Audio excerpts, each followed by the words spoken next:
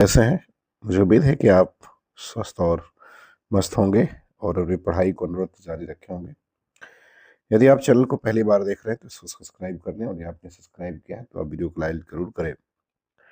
तो चलिए शुरू करते हैं आज एक और महत्वपूर्ण जीएस की क्लास। पहला सवाल देखते हैं क्या कह रहे हैं। पहले कह रहे हैं कि सराय, नाहर, राय और महदाह संबंधित है। ए कह रहे कि बिंद क्षेत्र की नवपाषाण संस्कृति से। बी कह रहे कि बिंद क्षेत्र की मध्य पाषाण संस्कृति से। सी कह रहे कि गंगा घाटी की मध्य पाषाण संस्कृति से। और डी कह रहे कि गंगा घाटी की नवपाषाण संस्कृति से। तो आपको बताना है कि इसका सही उत्तर जो है वो क्या होगा। तो इसका सही उत्तर विकल्प सी जो है वो सही हो जाएगा। सराय नाहर, राय और महदाह गंगा घाटी की मध्य पाषाण संस्कृति से संबंधित है। इसमें से सराय नाहर राय प्रतापगढ़ जिले में स्थित है और इसकी खोज जो है केसी ओझा ने की थी। दूसरे सवाल पर आते हैं। दूसरा सवाल कह रहे हैं कि सिंधु सभ्यता संबंधित है। ए कह रहे कि प्रागैतिहासिक युग से। बी आद ऐतिहासिक युग से। सी ऐतिहासिक युग से। और डी कह रहे कि उत्तर ऐतिहासिक युग से। तो यदि हम सिंधु सभ्यता की बात करें तो इसका जो संबंध है वो आद ऐतिहासिक युग है। तो विकल्प बी इसका उत्तर क्या होगा, वो सही हो जाएगा। इतिहास का विभाजन प्रागैतिहासिक, आद ऐतिहासिक तथा इतिहास, इन 3 वर्गों में विभाजित किया गया है। तीसरे सवाल पर आते हैं। तीसरा सवाल कह रहे हैं कि दिल्ली का कौन सुल्तान मंगोल नेता चंगेज खां का समकालीन था। ए कह रहे इल्तुतमिश, बी रजिया, सी बलबन और डी कह रहे कि अलाउद्दीन खिलजी। तो आपको तीसरे प्रश्न का उत्तर जो है वो बताना है। तो इस तीसरे प्रश्न का उत्तर विकल्प ए हो जाएगा, इल्तुतमिश। इल्तुतमिश को दिल्ली का वास्तविक संस्थापक और प्रथम सुल्तान माना जाता है। इसी के काल मंगोल नेता चंगेज खां ख्वारिज्म शाह के पुत्र जशाशुद्दीन मकबरनी का पीछा करते हुए सिंध तक आया था। इल्तुतमिश ने मकबरनी की सहायता न करके मंगोल आक्रमण से बच निकला था। चौथे सवाल पर आते हैं। कह रहे कि शेर शाह का उत्तराधिकारी था। ए सुजात खां, बी इस्लाम शाह, सी फिरोज शाह और डी मोहम्मद शाह आदिल। तो चौथे प्रश्न का उत्तर जो है आपको बताना है कि इसका सही उत्तर जो है वो क्या होगा। तो इसका सही उत्तर विकल्प बी हो जाएगा, इस्लाम शाह जो है इसका सही उत्तर होगा। सूर राजवंश का संस्थापक शेर शाह अफगानों की सूर जाति का था। 1540 में शेर शाह ने मुगलों को भारत में से खदेड़कर सूर साम्राज्य की नींव डाली। 1545 में कालिंजर अभियान के दौरान एक तोप का गोला लगने के कारण शेर शाह की मृत्यु जो है वो हो गई थी। शेर शाह का दूसरा पुत्र जमाल खां उसका उत्तराधिकारी हुआ और 1545 में इस्लाम शाह की उपाधि के साथ जो है वो शासनारूढ़ हुआ था।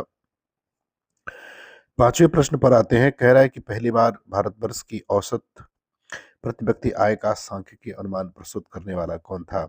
ए दादा भाई नौरोजी, बी रमेश चंद्र दत्त, सी गोपाल कृष्ण गोखले और डी फिरोज शाह मेहता। तो पांचवें प्रश्न का उत्तर जो है आपको बताना है। तो पांचवें प्रश्न का उत्तर जो है वो विकल्प आपका ये हो जाएगा, दादा भाई नौरोजी। भारत में पहली बार 1868 में भारतवर्ष की औसत प्रति व्यक्ति आय का सांख्यिकीय अनुमान दादा भाई नौरोजी ने प्रस्तुत किया था, जबकि प्रथम वैज्ञानिक अनुमान डॉक्टर BKRB राव ने किया था। सवाल नंबर 6वें पर आते हैं। कह रहे कि 1857 के विद्रोह के समय बैरकपुर में कौन ब्रिटिश कमांडिंग अफसर था। A Henry Lawrence, B colonel Philip, C Harris और डी सर ह्यूग व्हीलर। तो आपको ये बताना है कि 1857 के विद्रोह के समय बैरकपुर में कौन ब्रिटिश कमांडिंग जो ऑफिसर था उसका नाम क्या था। तो उसका नाम हैरिसे था। विकल्प सी जो है इसका उत्तर क्या होगा, वो सही हो जाएगा। यही जो है उस समय बैरकपुर में ब्रिटिश कमांडिंग ऑफिसर था।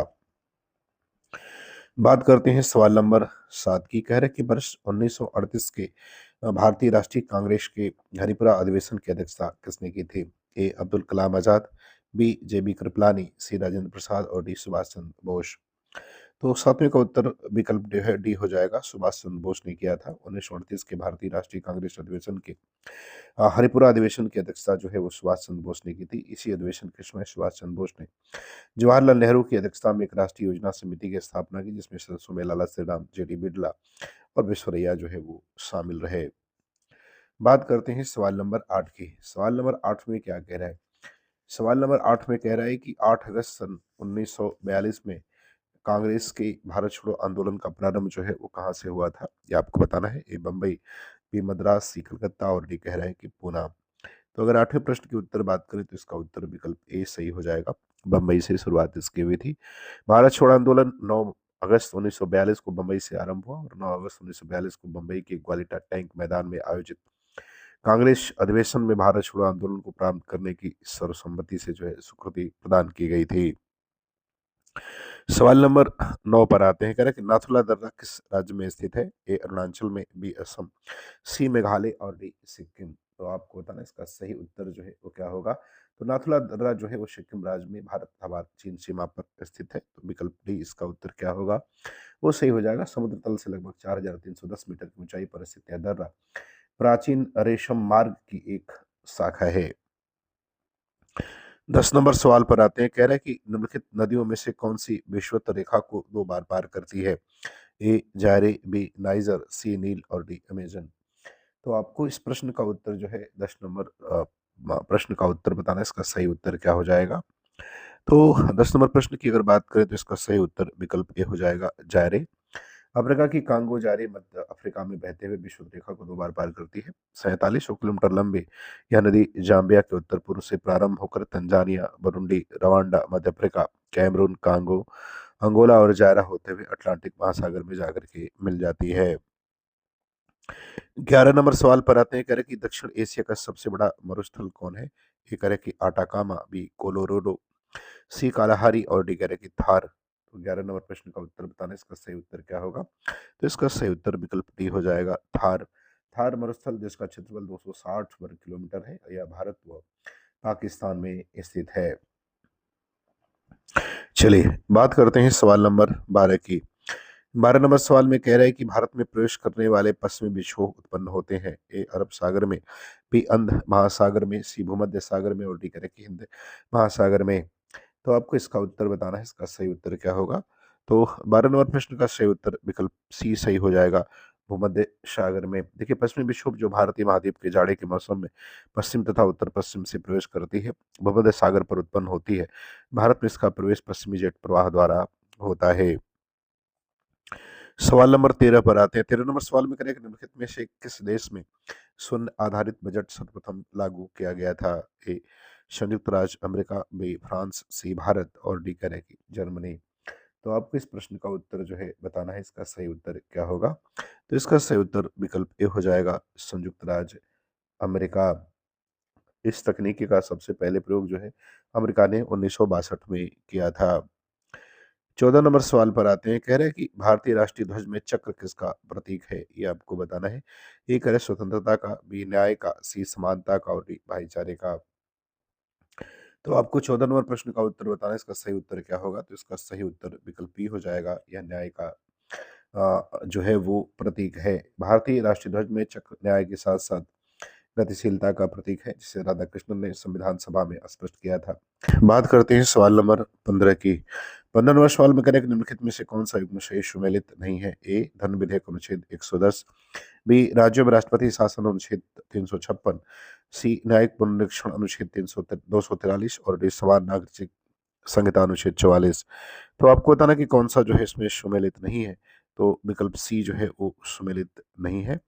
न्यायिक पुनरीक्षण अनुच्छेद 243 नहीं है, बल्कि 243 अनुच्छेद में ये पंचायतों से जो है वो संबंधित है। बात करते हैं सवाल नंबर 16 की। 16 नंबर सवाल में करें कि भारतीय संविधान द्वारा प्रदत्त मूल अधिकारों को निलंबित किया जा सकता है केवल ए राष्ट्रीय आपातकाल की घोषणा द्वारा, बी संसद द्वारा पारित अधिनियम द्वारा, सी संविधान में संशोधन द्वारा और डी करें कि सर्वोच्च न्यायालय में के न्यायिक विनिश्चय द्वारा। तो आपको 16 नंबर प्रश्न का उत्तर जो है बताना है कि इसका सही उत्तर जो है वो क्या होगा। तो इस प्रश्न का सही उत्तर अगर देखें तो इसका विकल्प ए जो है वो सही हो जाएगा, राष्ट्रीय आपात की घोषणा के द्वारा। भारतीय संविधान में संबंधित उपबंध है। अनुच्छेद 360 तक आपातकाल से संबंधित उपबंध है। अनुच्छेद 358 के तहत आपातकाल की स्थिति में अनुच्छेद 19 द्वारा प्रदत्त मूल 6 मूल अधिकारों स्वतः ही निलंबित हो जाते हैं। बात करते हैं सवाल नंबर 17 की। 17 नंबर सवाल में करें कि राजकोषीय नीति के संबंध में निम्नलिखित में से कौन सा कथन सही नहीं है? ए करें कि राजकोषीय नीति में कर और व्यय नीति को सम्मिलित करता है, बी राजकोषीय नीति का संबंध सार्वजनिक ऋण प्रबंधन से है, सी करेक्ट, राजकोषीय नीति अर्थव्यवस्था में मुद्रा की पूर्ति को प्रभावित करती है, और डी करेक्ट, राजकोषीय नीति विनिमय दर को स्थिर रखती है। तो आपको ये बताना कि कौन सा कथन जो है इसमें सही नहीं है, तो विकल्प डी जो है वो सही नहीं है। बात करते हैं सवाल नंबर 18। 18 नंबर सवाल में क्या कहता है, कह रहे हैं कि भारत में मुद्रा विशाख का नियंत्रण किया जाता है। A Central Bank of India द्वारा, B Industrial Development Bank of India द्वारा, सी भारतीय रिजर्व बैंक द्वारा, और डी भारतीय स्टेट बैंक द्वारा। तो आपको 18 नंबर प्रश्न का उत्तर बताना है, इसका सही उत्तर क्या होगा। तो देखिए, इसका जो नियंत्रण होता है वो भारतीय रिजर्व बैंक के द्वारा नियंत्रण किया जाता है, तो विकल्प सी उत्तर सही हो जाएगा। सवाल नंबर 19 पर आते हैं। 19 नंबर सवाल में करेंगे, निम्नलिखित में से कौन भारत के शेयर बाजार के कार्य को नियंत्रित करता है। ए फेमा, बी सेबी, सी एमआरटीबी अधिनियम, और डी करेक्ट उपरोक्त में से कोई नहीं। तो देखिए, जो भारत के शेयर बाजार के कार्य को नियंत्रण करता है उसका नाम सेबी है। विकल्प बी उत्तर इसका क्या होगा, वो सही हो जाएगा। बात करते हैं सवाल नंबर 20 की। सवाल नंबर 20 में क्या कह रहा है, 20 में कह रहा है कि निम्न ग्रीन हाउस गैसों में से ऐसी कौन है जिसके द्वारा ट्रोपोस्फियर में ओजोन प्रदूषण नहीं होता है। A methane, B carbon monoxide, C nitrogen oxide. ये नाइट्रोजन है, नाइट्रोजन ऑक्साइड, और डी जलवाष्प। तो आपको 20वें प्रश्न का उत्तर बताना है, इसका सही उत्तर क्या होगा। तो इसका सही उत्तर जो है आपका विकल्प बी हो जाएगा, कार्बन मोनोऑक्साइड। सवाल नंबर 21 पर आते हैं। 21 नंबर सवाल में कह रहा है कि वायु शक्ति में ऊर्जा का कौन सा रूप विद्युत ऊर्जा में परिवर्तित होता है। ए गतिज ऊर्जा, बी स्थितिक ऊर्जा, सी सौर ऊर्जा, और डी करेक्ट विकिरण ऊर्जा। तो आपको इसका सही उत्तर जो है वो बताना है, इसका सही उत्तर जो है वो क्या होगा। तो 21 का सही उत्तर जो है वो आपका विकल्प ए हो जाएगा, गतिज ऊर्जा जो है इसका सही उत्तर होगा। बात करते हैं सवाल नंबर 22 की। 22 नंबर सवाल में करें, रमन प्रभाव का प्रकाश की उन किरणों से संबंध है जो आर पार जाती है। ए केवल द्रव्यों के, बी केवल प्रिज्मों के, सी केवल हीरों के, और डी सभी पारदर्शी माध्यम से। तो आपको इसका उत्तर बताना है, इसका सही उत्तर जो है वो क्या होगा। तो अगर हम 22 नंबर प्रश्न के सही उत्तर की बात करें तो इसका सही उत्तर विकल्प बी हो जाएगा, केवल प्रिज्मों के। सवाल नंबर 23 पर आते हैं। 23 नंबर सवाल में क्या कह रहा है, 23 नंबर सवाल में कह रहा है कि हर्पेटोलॉजी में अध्ययन किया जाता है। तो आपको बताना है कि इसमें किसका अध्ययन किया जाता है। ए सरीसृपों का, बी उभयचरों का, सी सरीसृपों और उभयचरों का, और डी करेक्ट पक्षियों का। तो अगर हम बात करें हेर्पेटोलॉजी की, तो ये विज्ञान की वह शाखा है जिसमें सरीसृप और उभयचर दोनों का अध्ययन किया जाता है।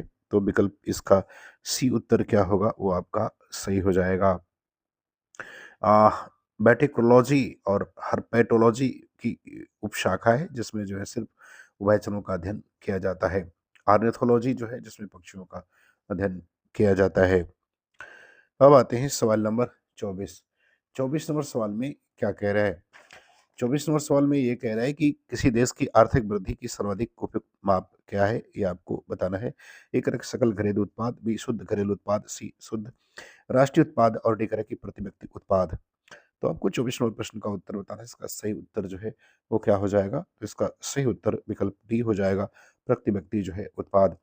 किसी भी देश की आर्थिक समृद्धि की सर्वाधिक उपयुक्त माप प्रति व्यक्ति उत्पाद या प्रति व्यक्ति वास्तविक राष्ट्रीय आय होती है, क्योंकि यह राष्ट्रीय आय ही प्रति व्यक्ति उपलब्धता को दर्शाती है। 25 नंबर सवाल पर आते हैं, कह रहे कि संसाधनों के उपयोग तथा भविष्य के लिए उनके संरक्षण की आवश्यकता को संतुलित करने को हम क्या कहते हैं। एक खपत में कमी करना, बी भविष्य के संसाधन, सी संसाधन संरक्षण, और डी कह रहे कि सतत विकास। तो 25 नंबर प्रश्न का उत्तर बताना, इसका सही उत्तर क्या होगा। तो इसका सही उत्तर विकल्प डी हो जाएगा, जो है सतत विकास जो है इसे कहा जाता है। सवाल नंबर 26 पर आते हैं। 26 नंबर सवाल में करेक्ट निम्नलिखित में से कौन भारत में सहकारी कृषि के विचार का समर्थक नहीं था। ए जवाहरलाल नेहरू, बी लाल बहादुर शास्त्री, सी चरण सिंह, और डी अब्दुल कलाम आजाद। तो 26 नंबर प्रश्न का उत्तर जो है आपको बताना है, इसका सही उत्तर क्या होगा। तो देखिए, चौधरी चरण सिंह ने नेहरू के सोवियत शैली के आर्थिक विकास का विरोध किया था। चौधरी चरण सिंह का विचार था कि सहकारी फर्म भारत में सफल नहीं हो सकते हैं, अतः चौधरी चरण सिंह को भारत में सहकारी कृषि का समर्थक नहीं माना जाता है। इसलिए विकल्प सी जो है इसका उत्तर क्या होगा, सही हो जाएगा। 27 नंबर सवाल पर आते हैं, करें कि उत्तर प्रदेश राज्य औद्योगिक विकास प्राधिकरण स्थापित है। ए कानपुर में, बी लखनऊ में, सी आगरा में, और डी कह रहे कि नोएडा में। तो आपको बताना है 27 का सही उत्तर क्या होगा। तो देखिए, उत्तर प्रदेश राज्य औद्योगिक विकास प्राधिकरण का मुख्यालय कानपुर में स्थित है। तो विकल्प ए उत्तर इसका क्या होगा, सही होगा। आते हैं सवाल नंबर 28 नंबर सवाल में करें कि 4 से 14 सितंबर 2025 के मध्य 22वां राष्ट्रीय पुस्तक मेला 2025 कहाँ आयोजित किया गया? ये आपको बताना है। इसका सही उत्तर जो है वो क्या होगा? ए नई दिल्ली, बी लखनऊ, सी इंदौर और डी करें कि पटना। तो इसका सही उत्तर आपको बताना है। देखिए 22वां राष्ट्रीय पुस्तक मेला 2025 का आयोजन जो है सितंबर 2025 में लखनऊ में आयोजित किया गया था। तो विकल्प बी उत्तर इसका सही होगा। आते हैं सवाल नंबर 29 नंबर सवाल में करें कि 17वीं विश्व वुशु चैंपियनशिप में भारत ने कितने पदक जीते हैं? ये आपको बताना है। ए करें 3, बी 4, सी 5 और डी करें कि 6। तो बताना है आपको इसका सही उत्तर क्या होगा? तो देखिए इसका सही उत्तर जो है विकल्प बी हो जाएगा। भारत ने कुल 4 पदक जीते हैं। देखिए ब्रासीलिया ब्राज़ील में आयोजित 17वीं विश्व चैंपियनशिप 2025 में भारत ने सांडा स्पर्धाओं में अपना सर्वोच्च प्रदर्शन जो है करते हुए कुल 4 पदक जीते हैं। इन 4 पदकों में 3 रजत अपर्णा दहिया, करीना कौशिक और शिवानी प्रजापति द्वारा और 1 कांस्य पदक सागर दहिया द्वारा जो है वो जीते गए।